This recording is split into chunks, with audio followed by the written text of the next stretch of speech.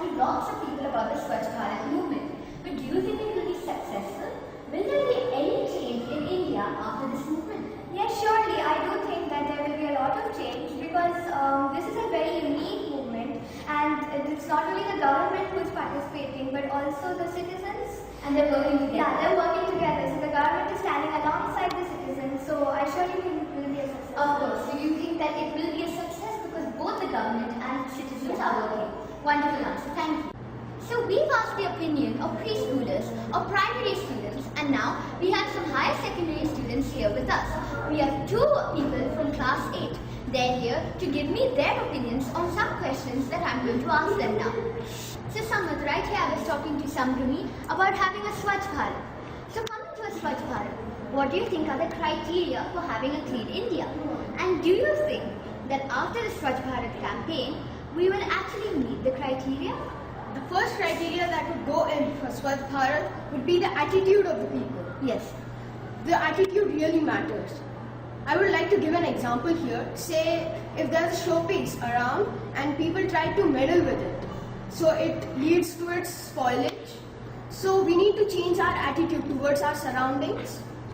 That's the first criteria.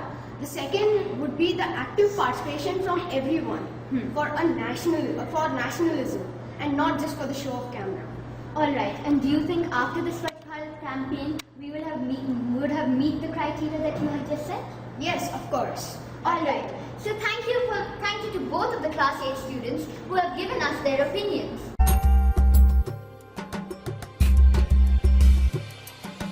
Why do you think India took such a long time to take up such a serious mission? Well, yes, it's a commendable initiative taken up by our Honorable Prime Minister Shri Narendra Modi. But it's not something new.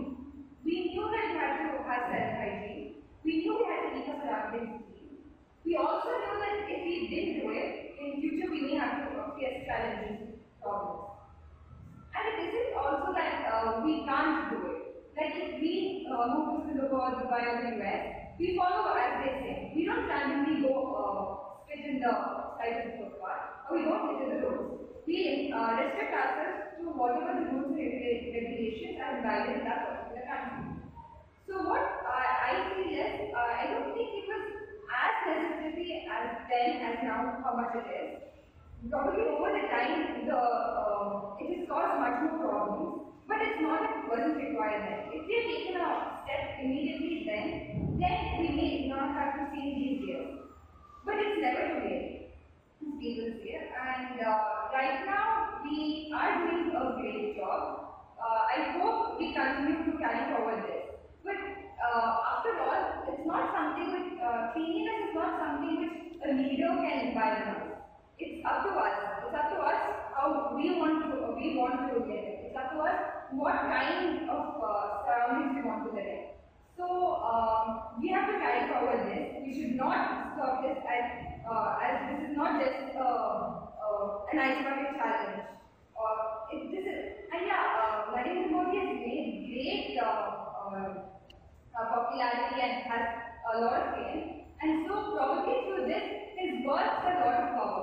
So whatever he said may be taken a lot seriously in life that not as many other leaders have taken up such initiatives. And one more thing is, the technology has improved so much that over technology we can spread the awareness like in seconds. In the lines of Ice Bucket Challenge and other things, Narendra Modi has started the Swachh Bharat Challenge. Each challenge helping some 9 people. So people should realize that the self-esteem doesn't go down when they keep the surroundings clean. And I think we should take up an initiative for a better country.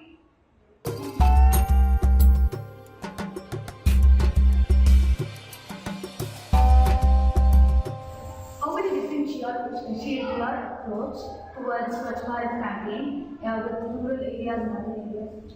Well, I think the biggest problems that we have faced so far is increasing the awareness. And with the development in technology being highly regarded in the urban areas than it has in rural areas. We could say that technologies that have been introduced to us, such as TVs, household TVs, our own computers, and of course internet, we can increase awareness through urban areas this way. And also with certain wonderful programs that have come up to increase such awareness, such as Satyameva Jayate, and the highly influential people who have a major impact on daily lives, like our own Prime Minister, as you know, he had cleaned the streets on his own with the jharu. So it's wonderful to see that when you have highly influential figures do that, it boosts a lot of inspiration in other people to do so. So in urban areas, I think this is also one way of doing it, and it can also be helpful to a certain extent in rural areas. Another problem that we have is the segregation of waste. And whenever we clean in a certain area, we have different kinds of waste. In rural, it's mostly limited down to two types, which is dry and wet. Whereas if we talk about urban areas, we include one more type of waste, which is metal wastes. There may be a few more that I probably do not have an idea about. So the segregation of waste, the process is much more concrete, is a more concrete version of it when we do it in urban areas than in rural areas.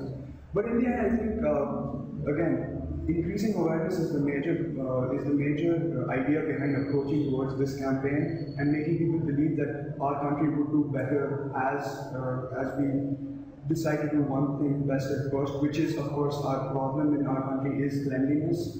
And to increase awareness in rural areas, I have also thought that maybe if we have certain groups that are that are aware about this campaign can also spread awareness by moving around to certain parts of the rural areas to spread this awareness, and they can do it to other villages as well.